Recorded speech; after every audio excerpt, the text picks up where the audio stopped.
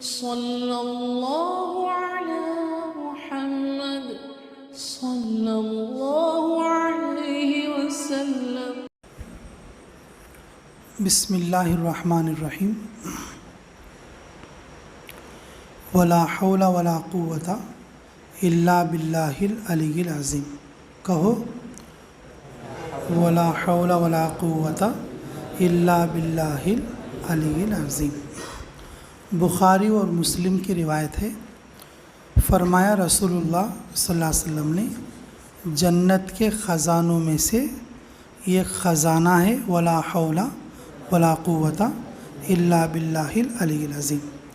شاہ صاحب سید انظر شاہ الکشمیری فرمایا کرتے تھے، رسول اللہ صلی اللہ علیہ وسلم جب معراج میں تشریف لے گئے، جنت میں ایک کنارے پر، جنت میں ایک مقام پر ایک بہت اچھی بڑی تلوار دیکھی، تو انہوں نے پوچھا جبرائیل علیہ السلام سے، یہ تلوار کیا ہے؟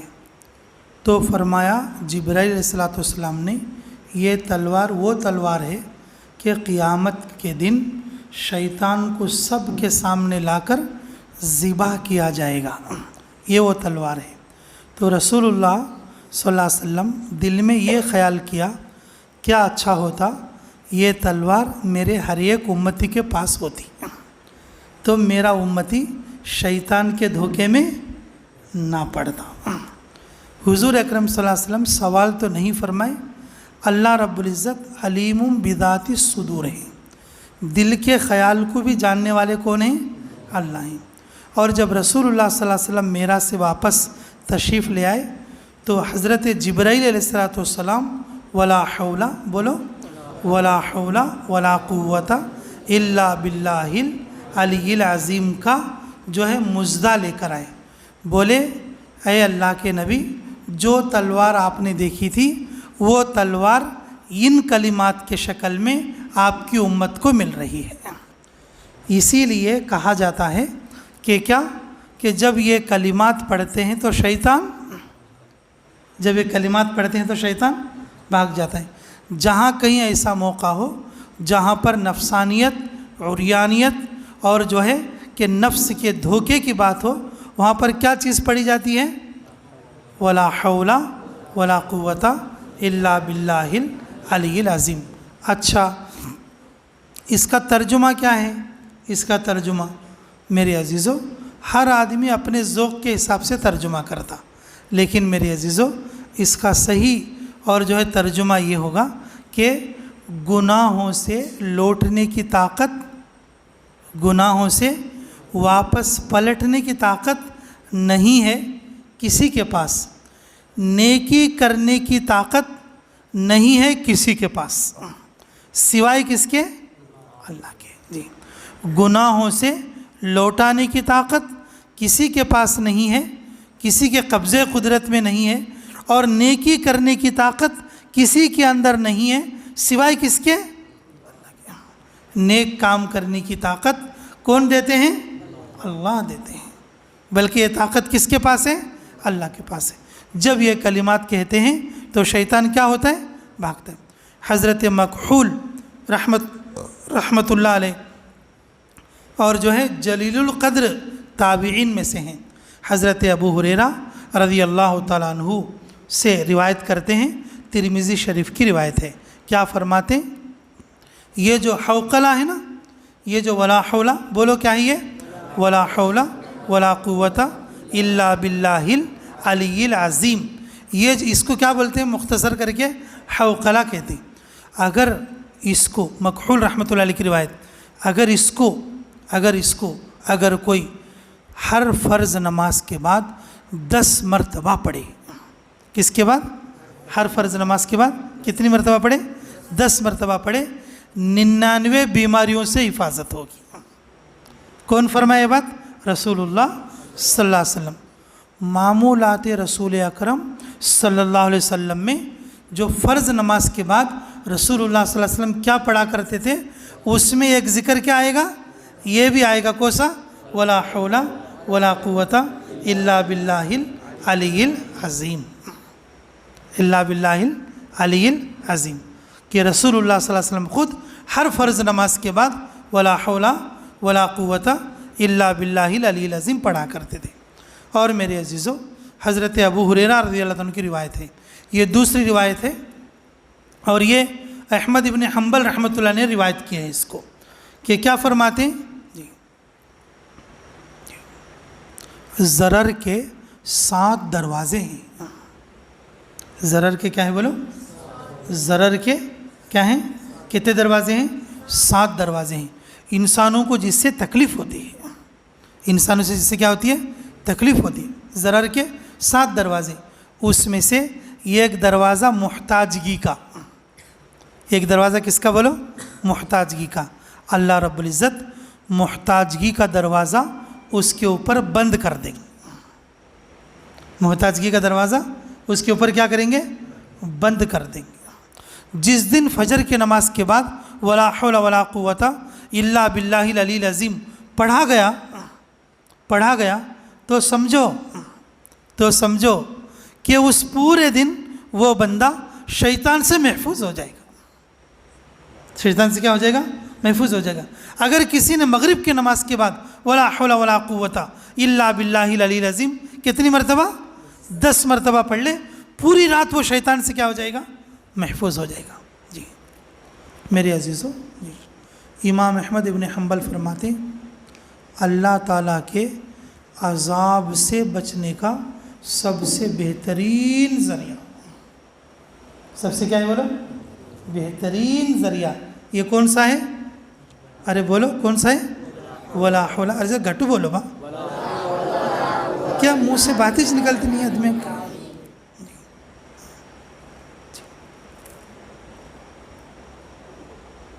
اچھا ایک بات بولتا ہوں، سنو بھئی، فرعون اچھا آدمی تھا کہ خراب آدمی تھا؟ ارے بولو بھائی، فرعون اچھا آدمی تھا خراب آدمی تھا؟ اتنا خراب آدمی تھا وہ، خدائی کا دعویٰ کیا اس نے کہ میں خود اللہ ہوں، بولا میں خود کیا ہوں؟ اللہ ہوں۔ تقریباً 2 لاکھ بچوں کو مار دیا ہو، ان موسیٰ کے کی کتنے لاکھ بچوں کو مار دیا؟ ناحق قتل کر دیا۔ اگر کوئی بندہ یہ قتل کریں گا ناحق، اگر کوئی بندہ ناحق یہ قتل کریں گا، اس پر اللہ کی لعنت ہے۔ اور معصوم بچوں کو یہ موسیٰ کی بول کے کیا کر دیا بولو؟ جی 2 لاکھ بچوں کو، جی کم و پیش 2 لاکھ بچوں کو کیا کر دیا؟ قتل کر دیا۔ لیکن اللہ کو اس پر کوئی عذاب نہیں آیا، اللہ کو اس پر کیا نہیں آیا؟ عذاب نہیں آیا۔ جی فرماتے احمد ابن حنبل، اس نے اپنے گھر کے دروازے پر یہ لکھوا رکھا تھا ما شاء اللہ لا حول ولا قوت الا باللہ العلی العظیم۔ ما شاء اللہ لا حول ولا قوت الا باللہ، اس نے اپنے دروازے پر کیا لکھا رکھا تھا بولو؟ لکھا رکھا تھا۔ اب تم کہو گے ڈوبا کیوں؟ اب تم کہو گے ڈوبا کیوں؟ میرے عزیزو، جب تک وہ اپنے گھر میں تھا اللہ کے عذاب سے کیا تھا بولو؟ محفوظ تھا۔ جب تک وہ اپنے گھر میں تھا کیا تھا بولو؟ اللہ کے عذاب سے محفوظ تھا۔ جی اسی لیے ہمارے شاہ صاحب کبھی کبھی فرماتے تھے کم بختو، جب تک میں زندہ ہوں لا حول ولا قوت مجھ سے لکھوا لو، محفوظ ہو جاؤ گے اللہ کے عذاب سے، میرے جانے کے بعد تمہیں لکھ کر دینے والا کوئی نہیں ہوگا، بولتے تھے۔ میں اتنی بات تو نہیں کہہ سکتا لو بھائی، کیونکہ اصل ہوتی ہے اور فرع ہوتی ہے۔ اللہ ہمیں قدر کی توفیق نصیب فرما دے۔ لیکن میرے عزیزو، اللہ رب العزت کے عذاب سے بچنے کا بہترین ذریعہ کیا ہے بولو؟ ولا حول ولا قوت الا باللہ العلی العظیم۔ میرے عزیزو، جو بندہ کسی سخت بیماری میں اس کو پڑھ لے اللہ اسے شفا دے دیں گے۔ حضرت مکحول رحمۃ اللہ علیہ کی روایت ہے، جو کہ تابعی ہیں حضرت ابو ہریرہ رضی اللہ عنہ سے، اور یہ روایت بھی ترمذی شریف کی ہے۔ اگر کسی کو حکیموں نے یہ کہہ دیا کہ یہ بیماری لا علاج ہے، یہ بیماری کیا ہے؟ لا علاج ہے، یہ بیمار اچھا نہیں ہو سکتا، یہ بیمار اچھا نہیں ہو سکتا، اس کو چاہیے رسول اللہ صلی اللہ علیہ وسلم کے بتائے ہوئے اس عمل کو کرے۔ اور وہ عمل کیا ہے؟ وہ عمل کیا ہے بولو؟ ولا حول ولا قوت الا باللہ العلی العظیم۔ اب آ جاؤ ہم تھوڑا جماعت کی طرف خیال کرو۔ جی میرے عزیزو، جی میرے عزیزو، حضرت جی مولانا الیاس صاحب رحمۃ اللہ علیہ قربان جائیں ان پر، پوری امت کے لیے اجتماعی تسبیح دے دی۔ پوری امت کے لیے کیا دے دی بولو؟ اجتماعی تسبیح دے دی، تیسرے کلمے کی 100 مرتبہ۔ تیسرا کلمہ کیا ہے بھائی؟ سبحان اللہ، الحمدللہ، ولا الہ الا اللہ، اللہ اکبر، ولا حول ولا قوت الا باللہ العلی العظیم۔ پوری امت کی اجتماعی تسبیح کون سی ہے؟